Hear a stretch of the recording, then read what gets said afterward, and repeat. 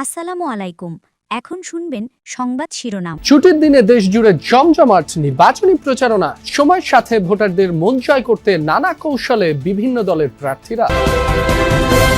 বগুড়ায় বিশেষ চাহিদা সম্পন্ন শিশু কিশোরদের হুইল চেয়ার দিলেন তারেক রহমান। বেগম খালেদা জিয়া কখনোই আধিপত্যবাদকে প্রশ্রয় দেননি। ফেনীর সমাবেশে বললেন জামায়াত আমির। নোয়াখালীতে দিলেন মামলা বাণিজ্য বন্ধের। ভোটের আগে প্রতিশ্রুতি দেয়া হলেও নির্বাচনী ইশতেহার বাস্তবায়নের হার অর্ধেকেরও কম, জবাবদিহিতার অভাব বলছেন বিশ্লেষকরা। এতক্ষণ দেখছিলেন সংবাদ শিরোনাম, এখন দেখবেন বিস্তারিত। ছুটির দিনেও বিরামহীন প্রচার গণসংযোগে ব্যস্ত বিএনপি মনোনীত প্রার্থীরা। সকাল থেকেই রাজধানীর বিভিন্ন এলাকায় ছুটছেন, চাইছেন ধানের শীষের পক্ষে ভোট।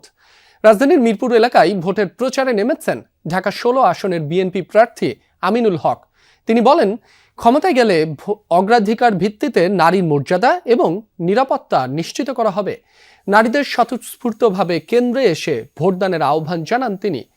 উর্দু ভাষাভাষীদের স্থায়ী পুনর্বাসন নিশ্চিত করার প্রতিশ্রুতিও দেন। জনগণের সমস্যার সমাধানে বদ্ধপরিকর, এমনটাও জানান তিনি। এদিকে রাজধানীর উত্তরায় গণসংযোগে ব্যস্ত ঢাকা 18 আসনের বিএনপি প্রার্থী এস.এম. জাহাঙ্গীর হোসেন। তিনি বলেন, গত 17 বছর মানুষ ভোটই দিতে পারেননি, তাই মানুষের কাছ থেকে বেশ ভালো সাড়া মিলছে। দর্শক, জুরাইনে আছেন আমাদের আরেক সহকর্মী হাসান মিসবাহ, তার সাথে সরাসরি যুক্ত হচ্ছি। মিসবাহ, এখন তো জুমার নামাজের সময়, কিন্তু প্রার্থীদের প্রচারে কোন কোন বিষয়গুলো গুরুত্ব পেয়েছে বিস্তারিত জানাবেন। দক্ষিণ সিটি কর্পোরেশনের অনেকগুলো এলাকায় আমরা জানি যে যানজট, জলাবদ্ধতা, গ্যাস সমস্যা, পানিতে ময়লা, নাগরিক সুযোগ সুবিধা বঞ্চিত যেসব এলাকা, এবং ওই এলাকাগুলোতে এইসব সমস্যা তুলে ধরে প্রার্থীরা ভোটারের দ্বারে দ্বারে যাচ্ছেন, এই বিষয়গুলো সমাধানের প্রতিশ্রুতি দিচ্ছেন। আমি যে এলাকায় আছি এখানে গত 3 দিন ধরে গ্যাস নাই, ফলে এটি একটি বড় ধরনের নাগরিক সমস্যা হয়ে দাঁড়িয়েছে। পাশাপাশি 2009 সালে কদমতলী জুরাইনের এই অংশটি সিটি কর্পোরেশনের অন্তর্ভুক্ত হয়েছে। এর আগে এই এলাকায় বলা চলে ইচ্ছে মতো ঘরবাড়ি নির্মাণ হয়েছে, ওভাবে সড়ক নির্মাণ হয়নি, শিল্প কল কারখানা হয়েছে। ফলে এখানে বলা যায় যে পুরো দক্ষিণ সিটি কর্পোরেশনের মধ্যে সবচেয়ে অপরিকল্পিত একটি অংশ হচ্ছে এই জায়গাটি। ফলে এই সমস্যাগুলো, সংকটগুলো তুলে ধরে প্রার্থীরা ভোটারদের কাছে যাচ্ছেন এবং সেই প্রতিশ্রুতিগুলো দিচ্ছেন। পাশাপাশি এটি যেহেতু ঢাকার পাশের একটি অংশ, এখানে কিশোর গ্যাংয়ের নতুন করে উৎপাত শুরু হয়েছে, মাদক সমস্যা আছে, সেই বিষয়গুলো প্রার্থীরা তারা এই অ্যাড্রেস করেছেন।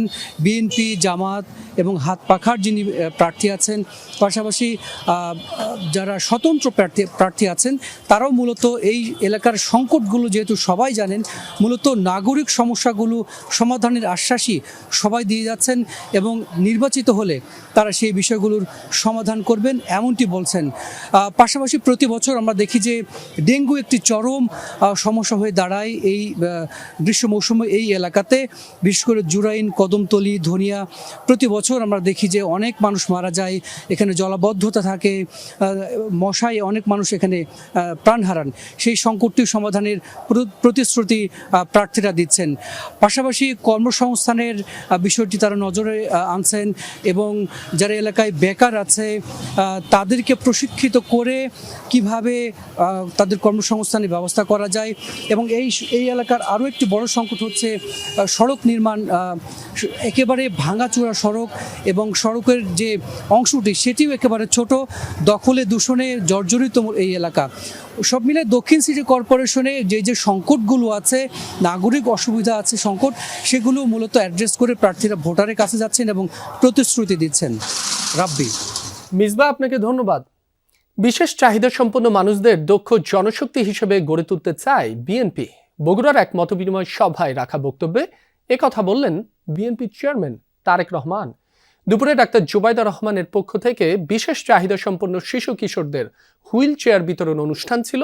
সেই অনুষ্ঠানে কথা বলেন বিএনপি চেয়ারম্যান। বলেন, সামাজিক, রাজনৈতিক, রাষ্ট্রীয়ভাবে বিশেষ চাহিদা সম্পন্ন ব্যক্তিদের পরিচর্যা করতে হবে, তাহলেই নিজেদের পরিপূর্ণভাবে বিকশিত করতে পারবেন তারা।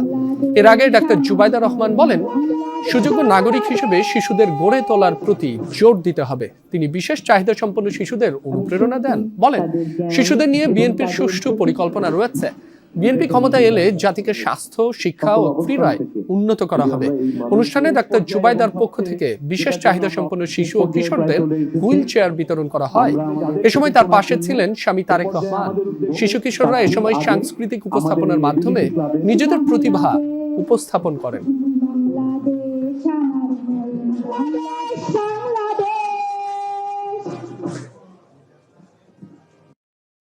আমাদের পরিকল্পনায় আছে বিভিন্ন জেলায় ক্রীড়া প্রতিষ্ঠান গড়ে তোলা, যার মাধ্যমে সমস্ত শিশু কিশোররা পাবে খেলাধুলার স্বাদ এবং এইভাবে তারা স্বাস্থ্যে, শিক্ষায়, ক্রীড়ায় এগিয়ে যাবে।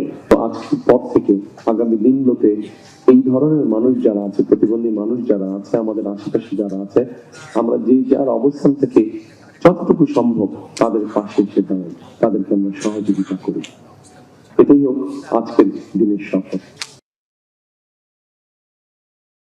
রংপুরে বিকেলে শহীদ আবু সাইদের কবর জিয়ারতের পর নির্বাচনী সমাবেশে যোগ দিবেন বিএনপি চেয়ারম্যান তারেক রহমান। সেখানে আছেন সহকর্মী সরকার মাজহারুল মান্নান। তার কাছ থেকে সবশেষ পরিস্থিতি জেনে নেব। মাজহার, জনসভাস্থলের প্রস্তুতি সম্পর্কে জানাবেন, নেতাকর্মীদের উচ্ছ্বাস কেমন দেখছেন সে বিষয়েও জানতে চাই। যে বিষয়টি বলি যে আসলে কি ধরনের উজ্জীবনা কাজ করছে, উচ্ছ্বাস কাজ করছে নেতাকর্মীদের মাঝে, সেটি যদি আমরা লক্ষ্য করছি, অর্থাৎ আজ ভোর থেকেই কিন্তু কালেক্টরেট ঈদগাহ মাঠ থেকে মাঠে লোকজন আসা শুরু করেছেন এবং এখন যেহেতু জুমার নামাজ হবে, জুমার নামাজের পরে হয়তো প্রথমে তারপরে যারা বাইরে আছেন তারা এখানে আসবেন। আমরা দেখছি যে প্রচুর পরিমাণ নারী যারা আছেন, আমরা গাইবান্ধা জেলা মহিলা দলের পক্ষ থেকে আমরা দেখতেছি এখানে লোকজন তারা স্লোগান দিচ্ছেন এবং আমরা যদি একটুখানি মঞ্চের দিকে যেতে পারি, আপনি দেখবেন যে প্রচুর পরিমাণে লোকজন, নেতাকর্মী এখনই এরই মধ্যে কিন্তু তারা এসেছেন।